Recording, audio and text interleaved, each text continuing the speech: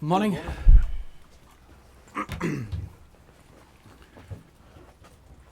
You well? Good. You, Peter? Beautiful day? It is, yeah.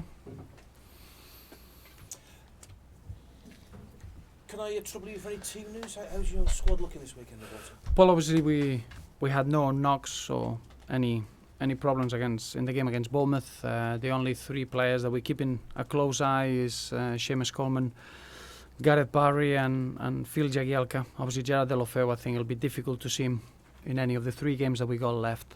We're very confident that Phil Jagielka could be available in the last game of the season, and Gareth Barry and Seamus Coleman. I think they've got an outside chance to be involved at the weekend, but I feel quite confident that they should be involved in one way or another before the season ends. So maybe the Sunderland game. Your guests at a very big party this weekend. How difficult is it going to be to focus on the football? Well, from our point of view, I think we're facing a team that they've been playing all season with an incredible intensity and an incredible tempo.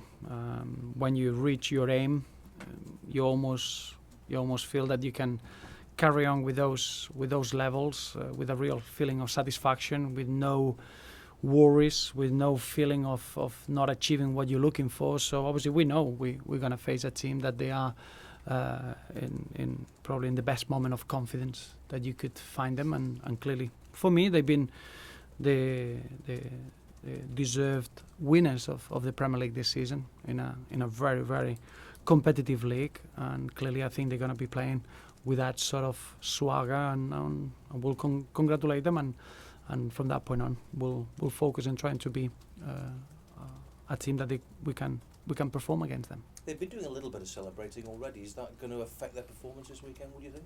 Well, it's difficult for me to assess that. I don't know up to what extent. I think I'm sure any sort of celebration could affect you in the long term if you had to face a difficult month. I don't think in a 90 minutes game where the stadium is going to be surrounded of a historic environment, I'm sure that can only be positive for the home team.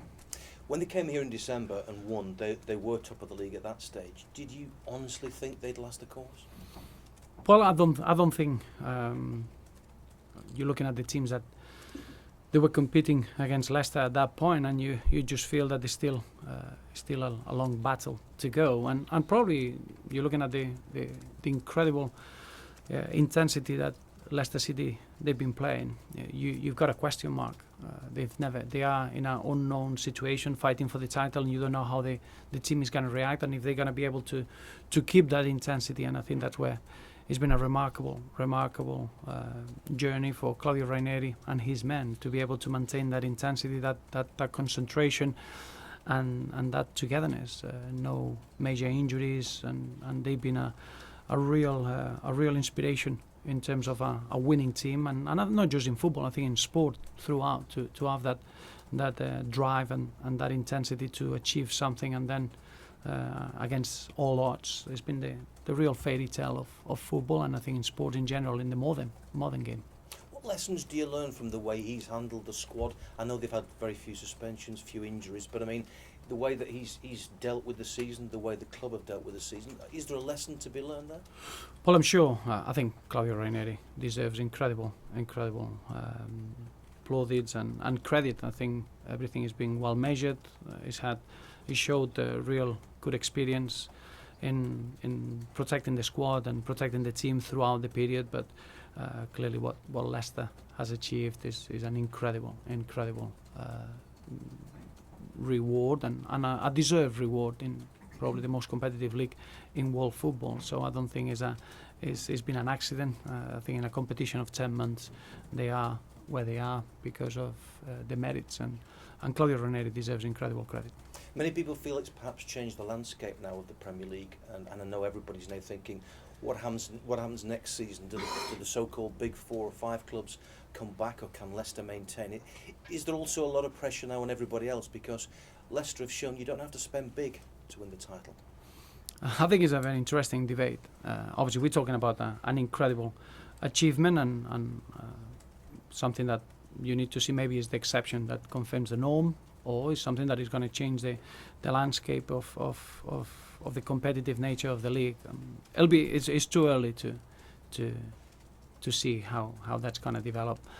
I just feel that probably the what Leicester has achieved is a great inspiration for any team sport and for any group in order to dream high and have huge expectations. But I think we need to be realistic that this is not the norm and it's something that we haven't seen in the modern game, and I don't think that's going to be repeated easily. Just wonder though whether club chairman will be thinking, hang on a minute, we don't have to go out and spend a fortune, we can compete, we can have a chance and spend modestly. And I think teams, they don't work like that. I don't think teams or football clubs work on just looking over what the others are doing. I think every football club has a plan, and you have your own structure, your own process, and I don't think that's going to affect in that manner. I'm sure there is a debate that it should be there, and I'm sure everyone will have an opinion, but I just see it as an inspirational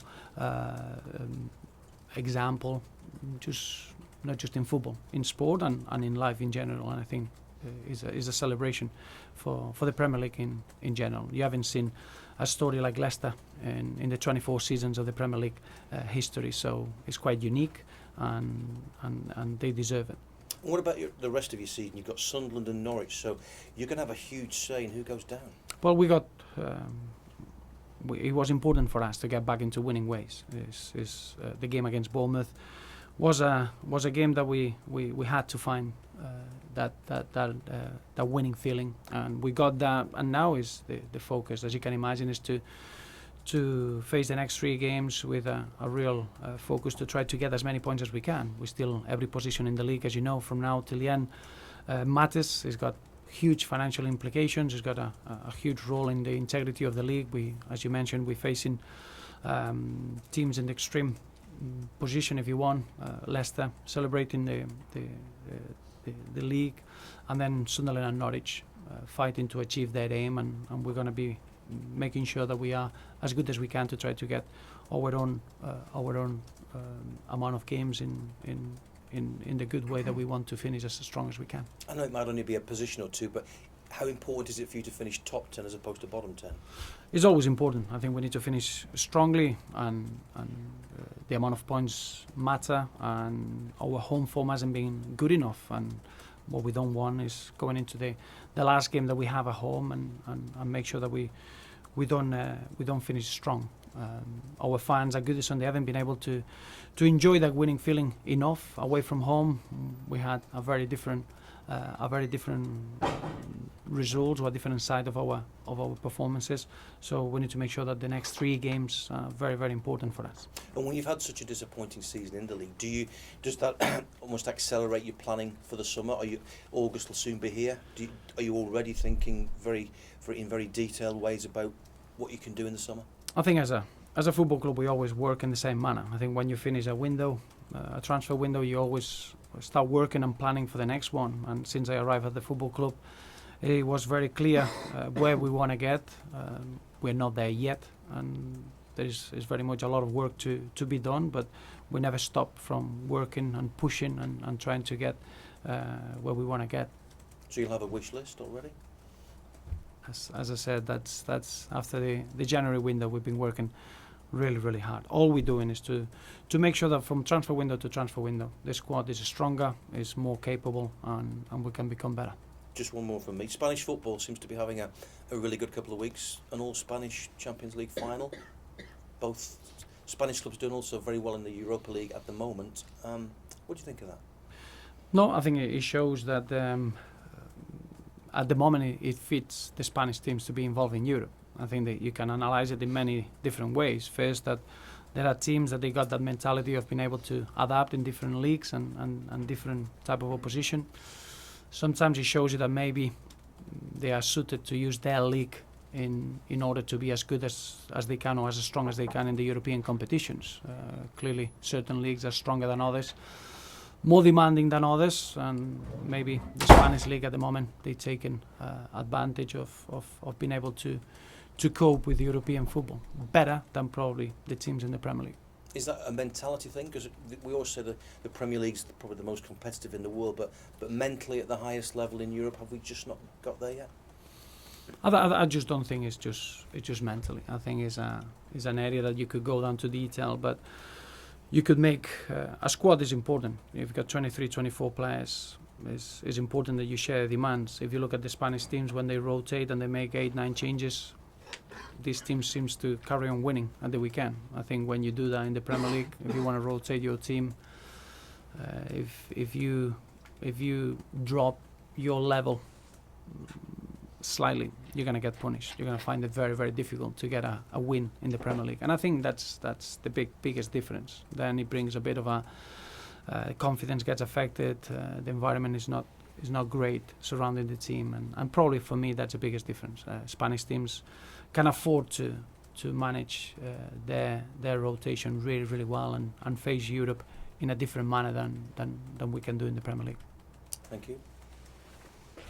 Thank you, Jones. Thanks for your time. Thank you.